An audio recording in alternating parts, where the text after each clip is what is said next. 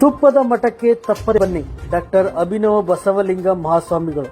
ಹೌದು ವೀಕ್ಷಕರೇ, ಸೋಲಾಪುರ ಜಿಲ್ಲೆಯ ಅಕ್ಕಲಕೋಟ ತಾಲೂಕಿನ ಸುಕ್ಷೇತ್ರ ನಾಗಣಸೂರಿನ ಪರಮರಾಧ್ಯರು ಚಲಿಸುವ ರೈಲನ್ನು ನಿಲ್ಲಿಸಿದ, ಸತ್ತವರನ್ನು ಬದುಕಿಸಿದ, ಬಂಜೆಯರಿಗೆ ಸಂತಾನ ನೀಡಿದ, ಬಾವಿಯ ನೀರನ್ನೇ ತುಪ್ಪನಾಗಿಸಿದ, ದೆವ್ವ ಭೂತ ಪಿಚಾಚಿಗಳಿಗೆ ಹುಟ್ಟನಡಗಿಸಿದ, ಮಂತ್ರವಾದಿಯ ಆಟ ನಿಲ್ಲಿಸಿದ, ಅಕ್ಷಯ ಪಾತ್ರೆ ಕರುಣಿಸಿದ, ಜನಗಳ ದನಗಳ ರೋಗ ನಿವಾರಿಸಿದ, ಊರಿನ ಉಳಿವಿಗಾಗಿ ತಮ್ಮ ಪ್ರಾಣವನ್ನೇ ನೀಡಿದ ನಾಗಣಸೂರಿನ ನಂದಾದೀಪ ಪರಶಿವನ ಪರಮಾವತಾರಿ ಶ್ರೀ ಜಗದ್ಗುರು ಬಸವಲಿಂಗ ಮಹಾಸ್ವಾಮೀಜಿಗಳ 92ನೇ ಪುಣ್ಯಸ್ಮರಣೋತ್ಸವವು ಇದೇ ದಿನಾಂಕ 15ರಂದು ಅತ್ಯಂತ ಸಡಗರ ಸಂಭ್ರಮದಿಂದ ನಡೆಯಲಿದೆ ಎಂದು ಮಠದ ಪೀಠಾಧಿಪತಿಗಳಾದ ಡಾಕ್ಟರ್ ಅಭಿನವ ಬಸವಲಿಂಗ ಮಹಾಸ್ವಾಮಿಗಳು ನಮ್ಮ ಮಾಧ್ಯಮದವರೊಂದಿಗೆ ಮಾತನಾಡಿ ತಿಳಿಸಿದ್ದಾರೆ. ಅದೇ ರೀತಿಯಾಗಿ ಈ ಒಂದು ಪುಣ್ಯಸ್ಮರಣೆ ಅಂಗವಾಗಿ ದಿನಾಂಕ 14/10/2024 ಸಂಜೆ 6 ಗಂಟೆಗೆ ಗಾನ ರಸಮಂಜರಿ ಕಾರ್ಯಕ್ರಮ ಜರುಗಲಿದೆ ಮತ್ತು ಜಾನಪದ ಜಾಣ ಬಸವರಾಜ ನರೇಂದ್ರ ಮತ್ತು ಪ್ರೀತಿಯ ಪಾರಿವಾಳ ಖ್ಯಾತಿಯ ರಮೇಶ್ ಕುರುಬಗಟ್ಟಿ, ಸರಿಗಮಪ ಖ್ಯಾತಿಯ ತೋಳನೂರಿನ ಸುಪುತ್ರ ಶ್ರೀ ರೇವಣಸಿದ್ದ ಪುಲಾರಿ, ಖ್ಯಾತ ಗಾಯಕರು ಶ್ರೀ ಮರಿಯಪ್ಪ ಭಜಂತ್ರಿ ಇವರ ನೇತೃತ್ವದಲ್ಲಿ ಈ ಒಂದು ರಸಮಂಜರಿ ಕಾರ್ಯಕ್ರಮ ನಡೆಯಲಿದೆ ಎಂದು ತಿಳಿಸಲಾಯಿತು. ದಿನಾಂಕ 13/10/2024 ಮತ್ತು 15/10/2024 ರಂದು ರಾತ್ರಿ 8 ಗಂಟೆಗೆ ಹೆಡೆ ಎತ್ತಿದ ಸರ್ಪಕ್ಕೆ ಗುರಿ ಇಟ್ಟ ಗರುಡ ಎಂಬ ಸುಂದರ ಸಾಮಾಜಿಕ ನಾಟಕ ಕೂಡ ನೆರವೇರಲಿದೆ ಎಂದು ತಿಳಿಸಲಾಗಿದೆ. ಈ ನಾಗಣಸೂರಿನ ನಂದಾದೀಪ ಶ್ರೀ ಜಗದ್ಗುರು ಬಸವಲಿಂಗ ರತ್ನ ಪ್ರಶಸ್ತಿ ಪ್ರಧಾನ ಸಾಮೂಹಿಕ ವಿವಾಹ, ಜಂಗಮ ಗಣರಾಧನೆ, ಮುತ್ತೈದೆಯರಿಗೆ ಉಡಿ ತುಂಬುವ ಕಾರ್ಯಕ್ರಮ ದಿನಾಂಕ 15/10/2024 ರಂದು ನಡೆಯಲಿದೆ ಎಂದು ತಿಳಿಸಲಾಗಿದೆ.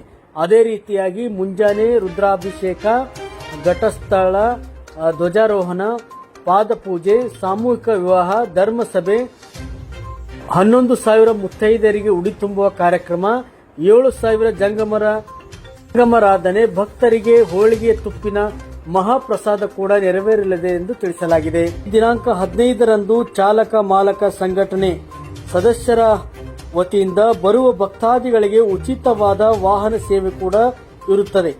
ಇದಲ್ಲದೆ ಕಾರ್ಯಕ್ರಮದಲ್ಲಿ ವಿವಿಧ ಮಠಾಧೀಶರು ಮತ್ತು ಗಣ್ಯ ವ್ಯಕ್ತಿಗಳು ಸೇರಿದಂತೆ ಕರ್ನಾಟಕದ ಭಕ್ತಾದಿಗಳು ಮತ್ತು ಮಹಾರಾಷ್ಟ್ರ ರಾಜ್ಯದ ಭಕ್ತಾದಿಗಳು ಹೆಚ್ಚಿನ ಸಂಖ್ಯೆಯಲ್ಲಿ ಸೇರಲಿದ್ದಾರೆ ಎಂದು ಶ್ರೀಗಳು ನಮ್ಮ ವಾಹಿನಿಯೊಂದಿಗೆ ಮಾತನಾಡಿ ತಿಳಿಸಿದ್ದಾರೆ.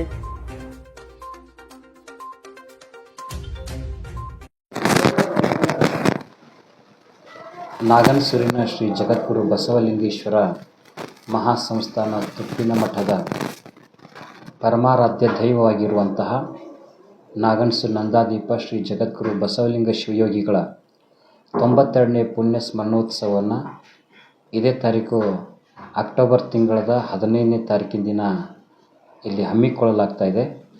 ಇದೊಂದು ಮಹಾರಾಷ್ಟ್ರದಲ್ಲಿ ಅತ್ಯಂತ ದೊಡ್ಡ ಜಾತ್ರೆಗಳಲ್ಲಿ ಒಂದಾಗಿರುವಂಥ ಜಾತ್ರೆಯಾಗಿದೆ. ವಿಶೇಷವಾಗಿ ಅಂತಂದರೆ ದಿನಾಂಕ 15ನೇ ತಾರೀಕಿನ ಇಲ್ಲಿ ಬಹಳಷ್ಟು ಕಾರ್ಯಕ್ರಮಗಳು ನಡೀತವೆ.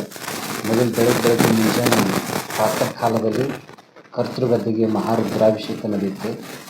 ನಮ್ಮೂರಿನ ಮತ್ತು ಸುತ್ತಮುತ್ತಲಿನ ಗ್ರಾಮಗಳಿಂದ ಬಂದಂಥ ಪ್ರಸಿದ್ಧ ಪುರೋಹಿತರೆಲ್ಲ ಈ ಕಾರ್ಯಕ್ರಮವನ್ನು ನಡೆಸ್ಕೊಡ್ತಾರೆ. ಆಮೇಲೆ ಶಟಸ್ಥಲ ಧ್ವಜಾರೋಹಣ ಕಾರ್ಯಕ್ರಮ ನಡೀತದೆ. ಆಮೇಲೆ ಶಟಸ್ಥಲ ಧ್ವಜಾರೋಹಣ ಕಾರ್ಯಕ್ರಮ ಆದ ನಂತರ ಇಲ್ಲಿ ಪ್ರಸಾದ ಪೂಜಾದಿಗಳೆಲ್ಲ ನಡೀತವೆ. ಆಮೇಲೆ ಸುಮಾರು 9 ಗಂಟೆ ಹೊತ್ತಿಗೆ ಇಲ್ಲಿ ಧರ್ಮಸಭೆ ಪ್ರಾರಂಭವಾಗುತ್ತೆ. ಧರ್ಮಸಭೆಯಲ್ಲಿ ಈ ಸಲ ವಿಶೇಷವಾಗಿ ಹಿಮಾಲಯದ ಮಡಿಲಲ್ಲಿರುವಂತಹ ಋಷಿಕೇಶದ ಶ್ರೀ ಸ್ವಾಮಿ ರಾಮ್ ಸಾಧಕ್ರಾಮ್ ಆಶ್ರಮ ಅಂತಾರಾಷ್ಟ್ರೀಯ ಯೋಗ ಆಶ್ರಮದ ಅಧಿಪತಿಗಳಾಗಿರುವಂತಹ ಶ್ರೀ ಸ್ವಾಮಿ ರಿತವನ್ ಭಾರತೀಜಿಯವರು ಆಗಮಿಸ್ತಾ ಇದ್ದಾರೆ. ಅವ್ರ ಮೂಲಕ ಅಮೇರಿಕಾದ ಪರಮ ಪೂಜ್ಯರು ಕೂಡ ಈ ಸಲ ಜಾತ್ರೆಗೆ ಬರ್ತಾ ಇದ್ದಾರೆ. ಜೊತೆಗೆ ಜಿರಗಾ ಮಠದ ಪರಮ ಪೂಜ್ಯರನ್ನು ಮೊದಲು ಮಾಡಿಕೊಂಡು ಹಲವಾರು ನಾಡಿನ ಹೆಸರಾಂತ ಮಠಾಧೀಶರು ಕೂಡ ಈ ಕಾರ್ಯಕ್ರಮದಲ್ಲಿ ಭಾಗವಹಿಸ್ತಾರೆ. ಜೊತೆಗೆ ರಾಜಕಾರಣಿಗಳು ಬರ್ತಾರೆ. ಅಲ್ಲದೆ ಅಪಾರ ಸಮೂಹದ ಭಕ್ತ ಸ್ತೋಮ ಇಲ್ಲಿ ಬರ್ತದೆ. ಅದೇ ದಿನ ಸುಮಾರು 40-45ಕ್ಕಿಂತ ಹೆಚ್ಚು ಸಾಮುದಾಯಿಕ ವಿವಾಹಗಳನ್ನು ಹಮ್ಮಿಕೊಳ್ಳಲಾಗ್ತಾ ಇದೆ. ಸಾಮುದಾಯಿಕವಾದ ಜೊತೆಗೆ ಆ ನಂತರ ಸುಮಾರು 7,000ಕ್ಕಿಂತ ಹೆಚ್ಚು ಜಂಗಮ ಗಣರಾಧನೆ ನಡೆಯುತ್ತೆ. ಜಂಗಮರು ಪ್ರಸಾದವನ್ನು ಸ್ವೀಕಾರ ಮಾಡ್ತಾರೆ. ಅದರ ಜೊತೆಗೆ 11,000ಕ್ಕಿಂತ ಹೆಚ್ಚು ಮುತ್ತೈದೆಯರು ಉಡಿ ತುಂಬಿಕೊಂಡು ಹೋಗ್ತಾರೆ. ಇಲ್ಲಿಯ ಸುತ್ತಮುತ್ತ ಹಳ್ಳಿಯ ಭಕ್ತ ಜನರ ಭಾವನೆ ಏನು ಅಂತಂದರೆ, ನಾಗನಸೂರಿನ ಮಠದಲ್ಲಿ ನಾವು ಉಡಿ ತುಂಬಿಕೊಂಡು ಹೋದರೆ ನಮ್ಮ ಮಾಂಗಲ್ಯ ಭಾಗ್ಯ ಗಟ್ಟಿಯಾಗಿರುತ್ತೆ ಅನ್ನೋಂಥ ನಂಬಿಕೆಗೋಸ್ಕರ ಸುಮಾರು 11,000 15,000 ಇಷ್ಟು ಜನ ಮುತ್ತೈದೆಯರು ಬಂದು ಉಡಿ ತುಂಬಿಕೊಂಡು ಹೋಗ್ತಾರೆ. ಇಷ್ಟೆಲ್ಲ ಕಾರ್ಯಕ್ರಮಗಳು ನಡೆಯುವ ಜೊತೆಗೆ ವಿಶೇಷ ಅಂದರೆ ಈ ಮಠದ್ದು ಹೋಳಿಗೆ ತುಪ್ಪಿನ ಊಟ. ಸುತ್ತಮುತ್ತಲಿನ ಹಳ್ಳಿಯ ಜನರು ಪ್ರತಿ ಸಲ ಪ್ರತಿ ಮನೆಗೆ ಅಡ್ಡಾಡ್ಕೊಂಡು ಏನು ಮಾಡ್ತಾರೆ, ಒಂದು ಕಡೆ ತುಪ್ಪವನ್ನು ಕಲೆಕ್ಟ್ ಮಾಡ್ಕೊಂಡು ಹೋಗ್ತಾರೆ. ತುಪ್ಪವನ್ನು ಸಂಗ್ರಹ ಮಾಡ್ಕೊಂಡು ಏನು ಮಾಡ್ತಾರೆ ಅಂತಂದರೆ ಭಜನೆ ಮಾಡ್ತಾ ಮಠಕ್ಕೆ ತಂದು ತುಪ್ಪವನ್ನು ಕೊಡ್ತಾರೆ. ಜೊತೆಗೆ ಈ ಭಾವಿಕರು ಬೇಡಿಕೊಂಡಂಥವ್ರು ಕೂಡ 50 kg ಕ್ವಿಂಟಲ್ ತುಪ್ಪವನ್ನು ಕೂಡ ಮಠಕ್ಕೆ ಕೊಡ್ತಾರೆ. ಸುಮಾರು 10-15 ಕ್ವಿಂಟಲ್ ತುಪ್ಪ ಸಂಗ್ರಹಣೆ ಆಗುತ್ತೆ. ಜೊತೆಗೆ ಈ ಊರಿನ ತಾಯಂದಿರೆಲ್ಲ ಸೇರಿಕೊಂಡು ಮನೆಗೂ ಕೂಡ ಮಡಿಯಿಂದ ಹೋಳಿಗೆ ಮಾಡ್ಕೊಂಡು ಬಂದು ಮಠಕ್ಕೆ ಕೊಡ್ತಾರೆ.